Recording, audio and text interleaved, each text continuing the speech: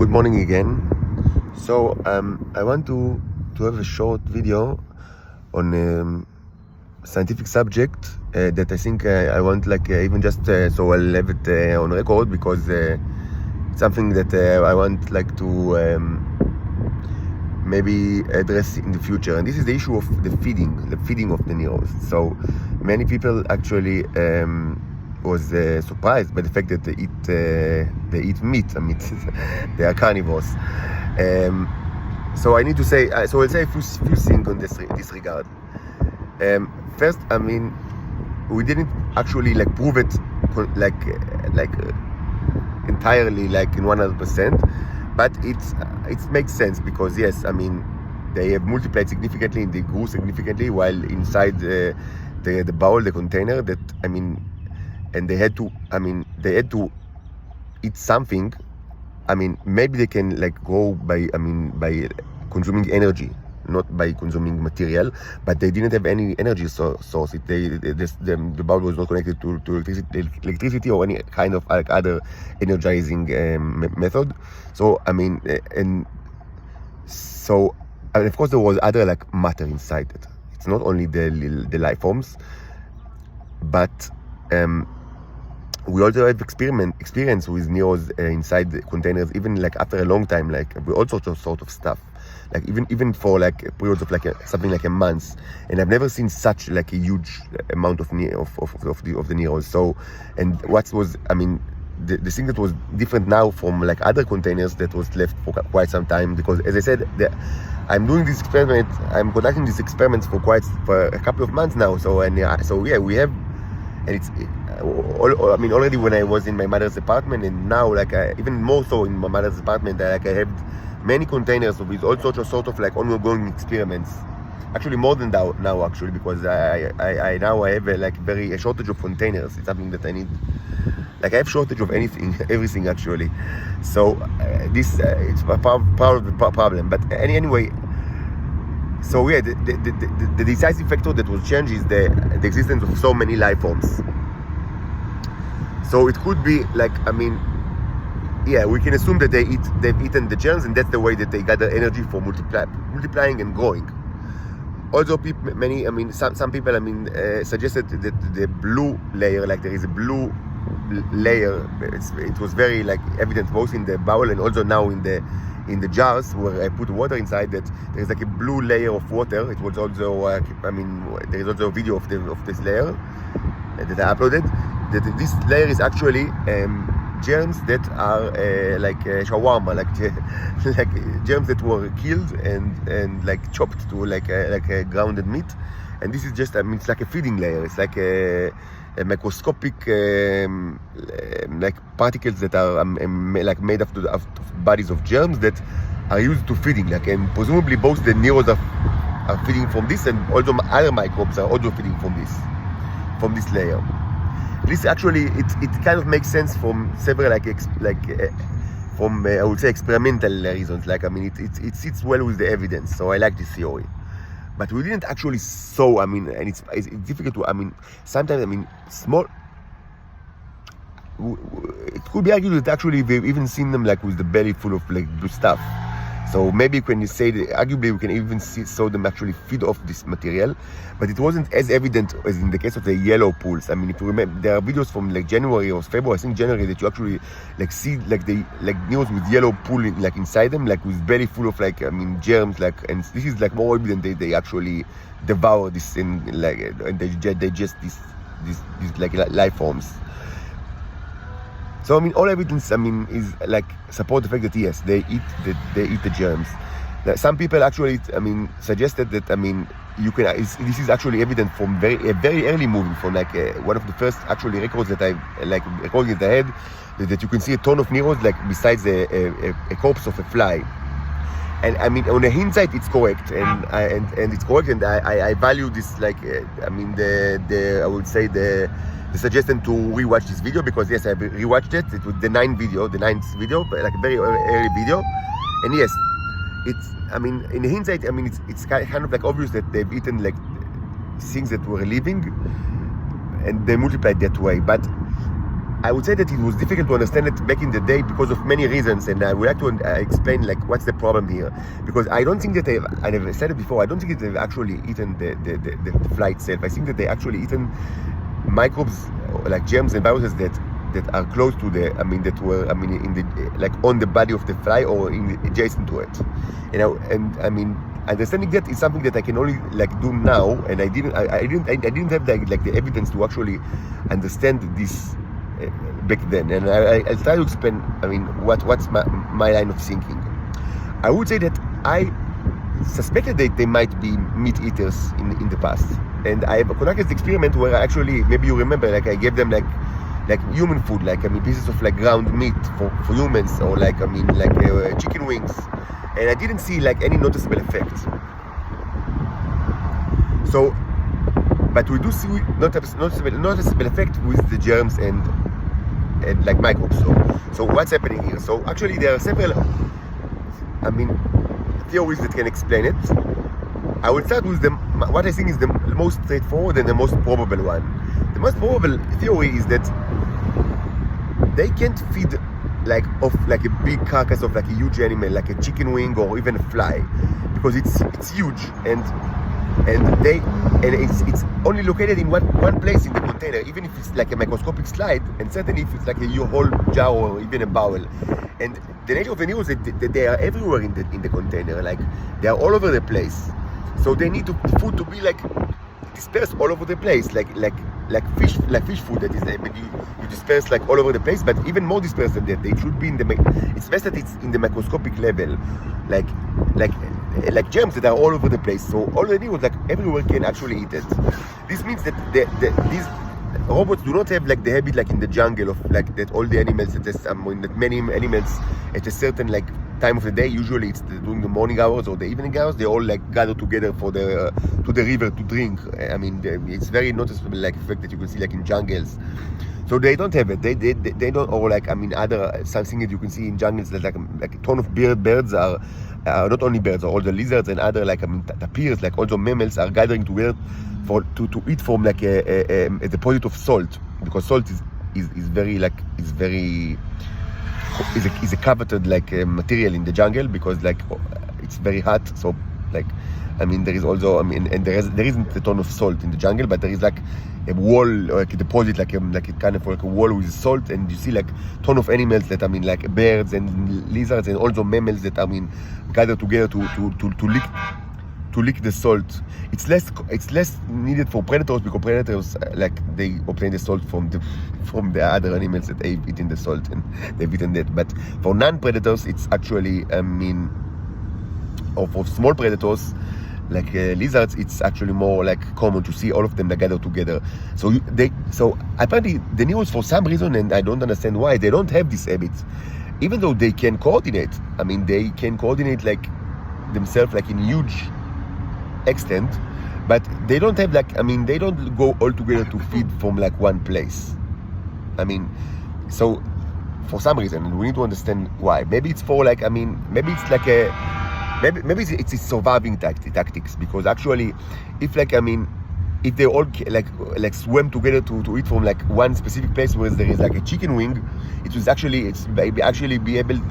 a great way to actually put a bait for them and just take all of them together and like kill them all, or just take them all. So maybe it's a survivability technique, just not to do it, because this is it's actually kind of like stupid from the animal perspective to all go to the same place together. I remember that in the new the Disney remake of the Jungle Book, which is probably the only Disney remake which is close to being good, even though it's not that good, but it's somehow good, like as opposed to all the rest that are junk. So there is like an invention. There is like an invention in the movie, like in the world of the movie, that that the animals in the jungle, they have like a pact that predators are not allowed to prey on animals that are like they come together to drink from the water at a specific hour, like I mentioned. This is very nice, but it doesn't work that way in reality. Animals do not have this kind of pact with the predators. So yeah, predators can prey on such animals. Actually, not only predators, also other type of predator, which is humans that like to take like photographs actually. They also take advantage of knowing like of the gathering play. I can tell you that I myself, like I had like a trip in the Manu. It's part of the Amazonas in Peru for like 8 days, and we've actually able to see that like a jaguar in its natural habitat, which is very rare like for tourists to actually, because it's a jungle. It's not like a zoo or like a safari that it's like totally like wild. It's like, but so how was it possible? Because we've actually seen it. It was a huge jaguar, like a huge one. We've seen it. When we were like on a boat, and it was evening time, and he came to drink from the water of the river, and this is actually where it's most probable. It's by far the most probable to actually find them, to take photographs of them when they come to drink, like because it's kind of like predicted that they will do it, and also because of course there is like a much better visibility, because the whole river is just because outside of the river everything is just infinite amount of trees that you cannot see like anything, like almost anything. So yeah, human photographers also take advantage of this habits of to gather for feeding or for drinking. Maybe the neros are smarter than animals, so they don't have this habit, because they don't want like human photographers or human predators or any kind of predators to prey on them. So maybe they just don't do it for survivability reasons. But either way, they probably don't do it. Either from experimentation, I can say that I haven't seen them do it, even though I gave them such baits, but it was to no effect. Maybe what they really need is that the food will be dispersed like all over the place, and either in chopped to like small microscopic size, or they can also do as we know, they can do the chopping themselves. That's what's nice about them, that they have like a built-in lathe, like a round chainsaw that is very good at chopping microbes. Not only microbes, they can also chop like sellotape and presumably even diamonds, but this is yet to be true. This is yet to be proven. But they can chop all sorts of stuff, certainly microbes. So and that is the most probable reason of why this kind of feeding with live germs is so effective, because the germs are all over the place. So when any one of the neros can actually eat a germ or chop it and then eat it, which is very very convenient, and also does not pose a risk for them from survivability aspect. Now I could not, before I continue to other theories, like more fringe theories, I would say that I could not understand that at the time when I actually in the beginning of my research, and that's why I could not and according to this theory, of course, the neros in the slide in the ninth video did not feed directly from the fly, but from presumably from life forms, like small life forms that were abundant in the vicinity of the fly, and after I kill the fly, of course there is a juice, he swims in his own juice, which contains all sorts of germs. And maybe that's what I guess that's what they feed on, not the corpse itself, but not the flesh of the corpse itself, but the life forms that were multiplied on the corpse of the fly, like the germs and the viruses that cause the decay of the flies and multiply on the fly or in any other dead body. That was presumably the feeding material of the neros in the ninth video, this very early video. Now I would suggest other theories that I think are less probable, but can also maybe I think it makes sense to actually put other alternative theories, even if they are I believe that they are far less probable. Theory to explain what actually happened, why feeding from the germs was so successful from bacteria. So one theory, which is kind of creepy, but who knows, is that they need to, this is very creepy, but maybe they prefer to feed on live animals. They don't like to eat they are natural born predators, in the jungle, in the jungle sense. Even though even in the jungle, in the tundra, there are very few animals that are purely predators, that they only eat from the living.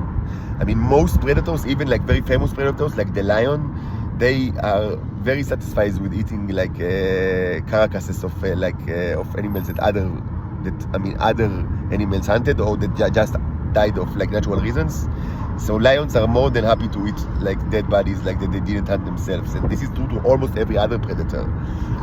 But maybe they're like, the neos are like pure predators, like predators that will not eat like, I mean, what we say in Hebrew, it's called nevela, like, I mean, a body of an animal that you didn't slaughter yourself, or that was not properly slaughtered. Maybe only if they slaughter the animal, they agree to eat it. So they need live germs and live like viruses that they presumably slaughter themselves. And in this scenario, the blue material is the leftover. It's not the feeding material, but it's the leftover of the meals. And of course also other like germs that died in other ways. Maybe this related to the neos. This is kind of creepy, and I actually do not believe that it's true, because I don't understand why this should, I mean, in the nature, this kind of like behavior is very rare, and even that can be justified by, I mean, by the same reason that actually, like, I mean, according to the like many religious laws, I mean, prohibit to eat nevela, like eating carcasses, because it poses health risk, because carcasses, I mean, much more likely like have like germs on them, and I mean germs, you know, it's a health risk. That's why, I mean, so many religious like laws, I mean, prohibit to eat like a dead animal that was not properly slaughtered. So I mean, so the same, to a less extent, this is also applied to predator, but to a much less extent, because predators usually are much more immune to this kind of germs than humans. The germs that, I mean, are associated with decay of living animals. But it's incredibly unlikely that the neos should be afraid of like germs that are associated with decay. I would say, fine. I mean, presumably they can eat those germs as well. Like, I mean, if they eat germs already, why not also eat the germs? And also, if they have such weapons that they can actually like cut like fine grains, like the fine cut in a fine way, pieces of sellotape, and presumably other materials as well, maybe even very hard material like silicone that we've already seen them like act inside the silicone, like a hard silicone. So if they have like chainsaws that can carve in like a hardened modified silicone polymer, which is evident and it was already proven, I think that it would be very easy for them to actually cut the body of like any germ that that is associated with decay, and presumably they don't like they do not enjoy his or her presence. So that's why I cannot see why such a behavior of like pure predator is I mean, it's creepy, and it doesn't really, I don't understand why should it be the case, but maybe, who knows. Now there is even like another theory which is even more like crazy or fringe, but I want to have like several theories, not only one. I'll say like even like things that, I mean, that I think are less probable, but just so that we'll have all the theories like that I can think of. So another theory is that actually what they feed on is not the whole germ. Like, they don't need the meat. Maybe they don't care about the meat like of the germ, or like all the meat of the germ, like all the proteins of the germ or whatever. Maybe they just need a very specific part like of the germ. Maybe, for example, I mean, even maybe they eat something that is even unknown to humans. Like maybe the germs, or presumably any other living animal, contains something inside it, like a material that is maybe that is not, humans don't even know about it, or maybe they know about it, but they never thought of it as something like, I mean, that's something that is like that is valuable. Maybe perhaps like a simple, like a specific element that can be found in living living beings. That, I mean, maybe in very small quantity, and we don't think about it too much, because I don't know, zinc, for example. I'm just throwing something out of my head. Maybe it's zinc, and I mean a specific element that can be found in the bodies of living animals, but it's very, very rare, and like, I mean, we don't think about it as something. We don't think about it as something that is like that is important. But maybe for them this is actually incredibly important, and they only need the zinc, for example, and maybe. I mean, I just said zinc, that I just threw it out of my head. It could be any element, and even maybe unknown element. That, I mean, presumably you can find it in living bodies in such a small quantities that humans never really, I mean, identified it.